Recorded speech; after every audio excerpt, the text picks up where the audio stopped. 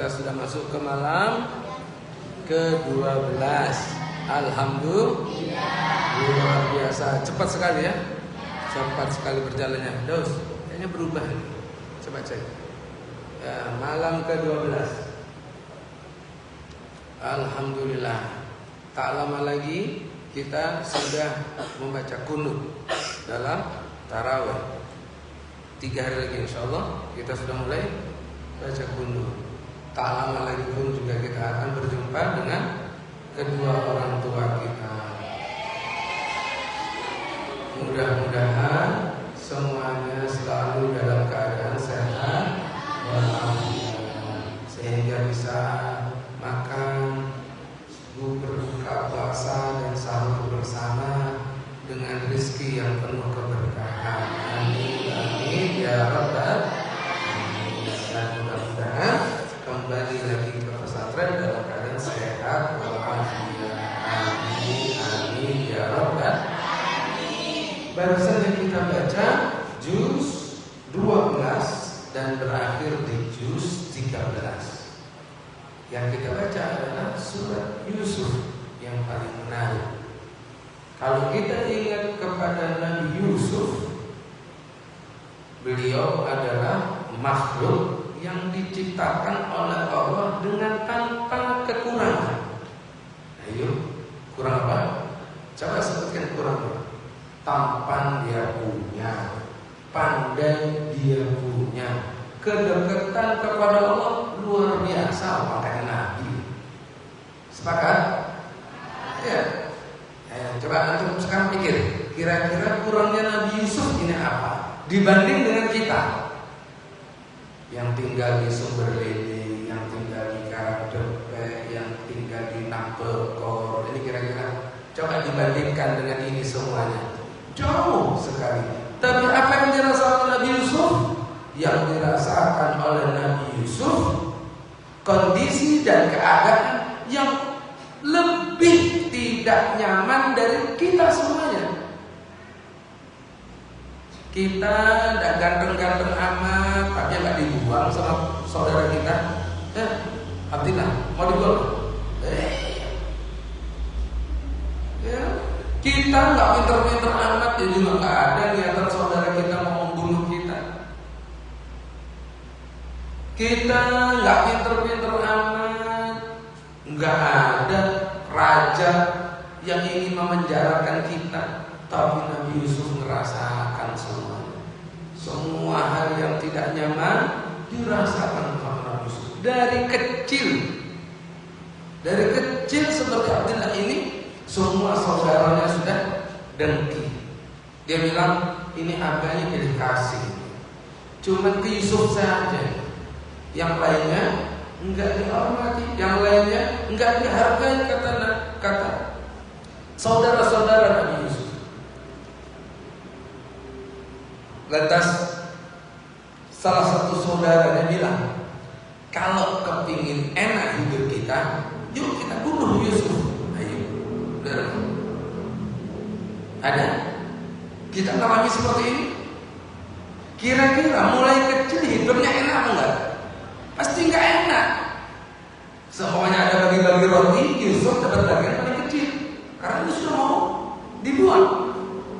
Kalau seumpamanya harganya berbagi baju baru, maka Yusuf mungkin baju bekas.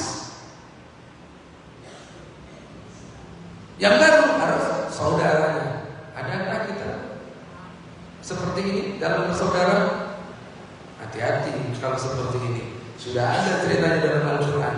Jangan coba-coba buat drama Korea baru, pasti sangkut hidupnya. Ini sudah Al-Quran sudah ceritakan bagaimana persaudaraan Nabi Yusuf. Lantas kita sekarang 2024 masih mau coba antar saudara kita iri-iri, antar saudara kita saling dengki, antar saudara kita tidak punya perhatian yang sama. Nah, diperhatikan. Yang dirasakan oleh Nabi Yusuf semuanya. Tapi Nabi Yusuf dengan ini semuanya apa?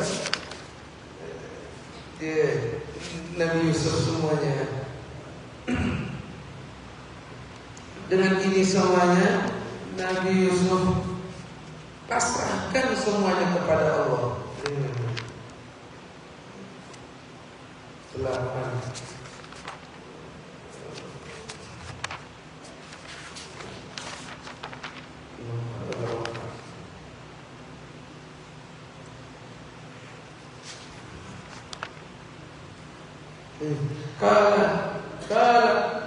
Kata Nabi Yusuf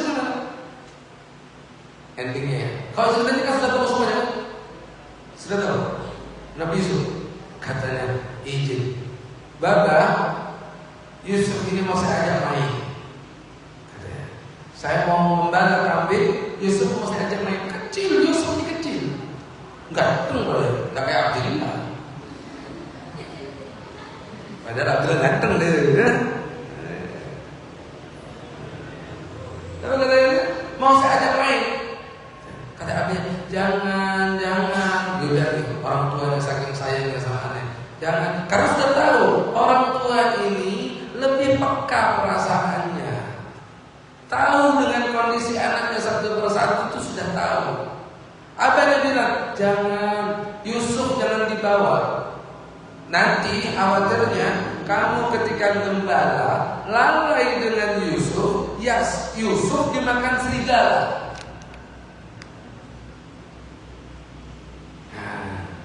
Masa abah tidak percaya sama saya? Namanya orang yang jahat ya.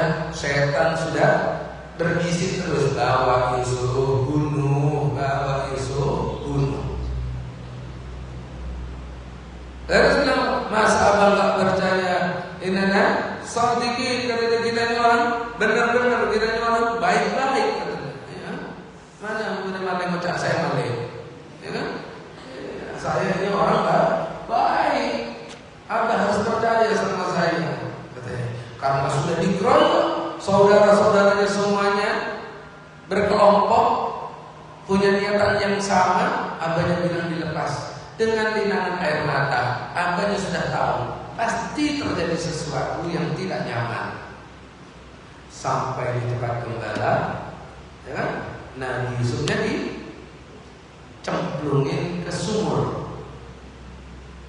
Ada sumur situ. Ini saudara, ayo bunuh dah. Jangan. Kalau dibunuh nanti begini. Sudah takut sudah. Pokoknya harus diasingkan ini. Akhirnya ada sumur tua. Ini padang pasir. Orang ini kalau kehausan ngambil airnya di situ. Kalau dalam perjalanan mau lebar situ. Kalau lagi gembala mau ngasih minum gembalaannya, ngambilin dari sumur situ. Kata itu paling aman, masukin ke dalam sumur sini. Kata siapa? Saudara-saudara. Kenapa paling aman masukin sumur? Nanti Yusuf ini nggak bakal mati. Jadi ada yang ngomong sudah, Yusuf ini nggak bakal mati. Minim ada yang datang, kalau memang dia takdirnya selamat. Kalau ada yang datang ngambil air, dia pasti diselamatkan. Jadi dia mau bunuh tapi takut. Tapi Yusuf harus tidak ada di dalam rumah atau keluarga. Subhanallah. Yusufnya dicemplungin ke dalam sumur, bajunya Yusuf dibuka, dicemplungin dalam kondisi nggak pakai baju. Pernah kamu merasakan enak seperti itu? Tidak pernah. Alhamdulillah. Tadi lebih mujur Abdillah. Iya. Padahal Yusuf sudah istimewa seperti ini. Bajunya diambilin darahnya serigala, ditaruh di baju, dibawa ke abahnya. Abah, apa yang terjadi? Katanya abahnya, Yusuf digigit, Yusuf dimakan serigala. Ini bajunya. Ayo, ada drama yang lebih bagus dari ini?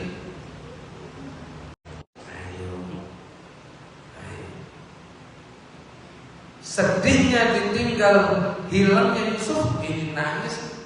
Masa abang gak percaya Yusuf ini dimakan serigala? Saya ini gembala. Yusuf saya tinggal bareng dengan bekal yang kita bawa untuk gembala. Tiba-tiba serigala datang tidak makan gembalaan, kita makan Yusuf. Ini ceritanya. Sudah singkat cerita, ada bangsawan, ada orang kaya dari Mesir lewat, mau pergi ke pasar Buddha, ya, mau ada rombongan mau berangkat ke pasar Buddha. Oh ya, bukan dari Mesir nih, nanti yang beli dari Mesir. Kemudian mampir ngeliat sumur, ambil air di sumur. Loh, ngeliat kok ada bocil gitu, kok ada anak kecil ganteng lagi, istimewa ini. Apa katanya suaminya? Aku naikin. Dinaikin katanya. Wah, ini kalau dijual jadi budak pasti mahal ini. Karena apa? Tampan wajahnya. Ayo, ditolong tapi jadi budak. Ongke mendak. Makan ongke. Ya, ditolong tapi jadi budak. Yusuf naik, dimasukin keranjang. Kalau budak ini pangkatnya sama dengan hewan, dimasukin keranjang. Yusuf di dalamnya keranjang ini dibawa ke pasar budak. Wah, geger. Sepasar ngelihat Yusuf ini adalah budak yang paling ganteng. Take me on. Ya, Yusuf adalah yang paling tampan. Akhirnya satu saudagar dari Mesir bilang, ini kita beli, ini kita bisa jadikan anak. Ini ganteng, ini bisa jadikan anak saja dan jadi ibu budak, ya kan? Singkat cerita, akhirnya permaisurinya kecantol ke Yusuf. Iya. Kalau lagi lagunya Mas Dera bilangnya kut-kut kotahi.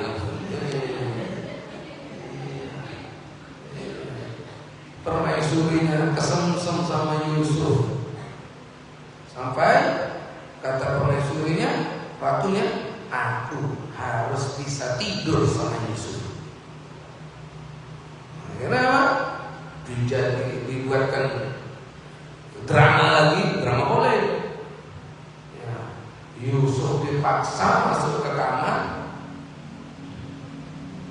Ternyata Yusuf memberontak, tidak mau. Yusuf lari, ditarik bajunya, robek bajunya.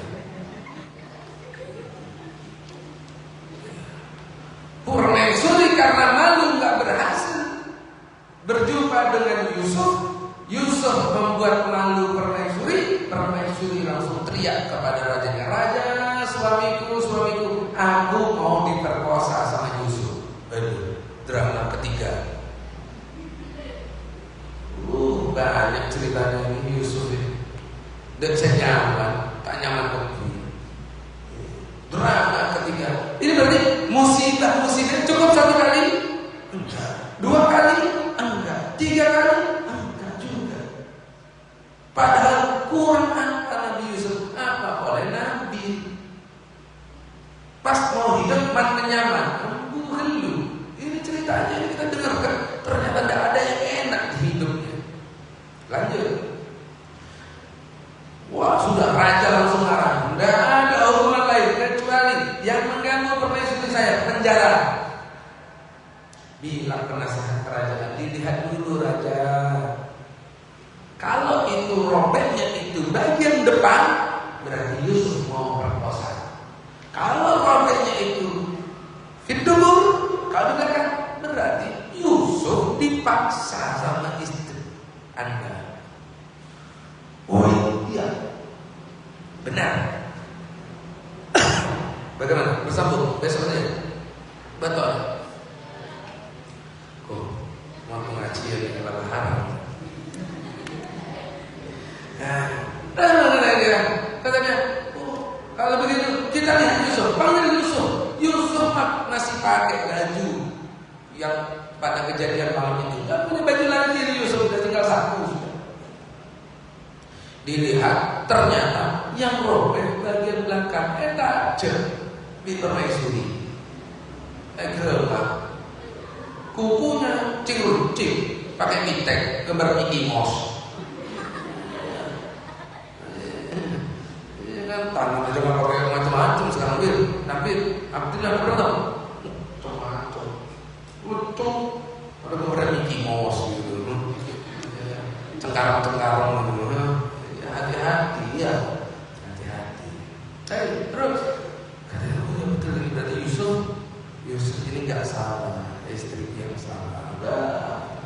Udah seistana ini kalau lihat Nabi Yusuf lewat lagi motong wortel, itu tangannya dipotong sama jarinya dipotong. Wortelnya ada terpotong, tangannya yang terpotong. Tapi sambil tersenyum melihat Yusuf, padahal jarinya sudah habis. Ada di sini polanya sama Nabi pas.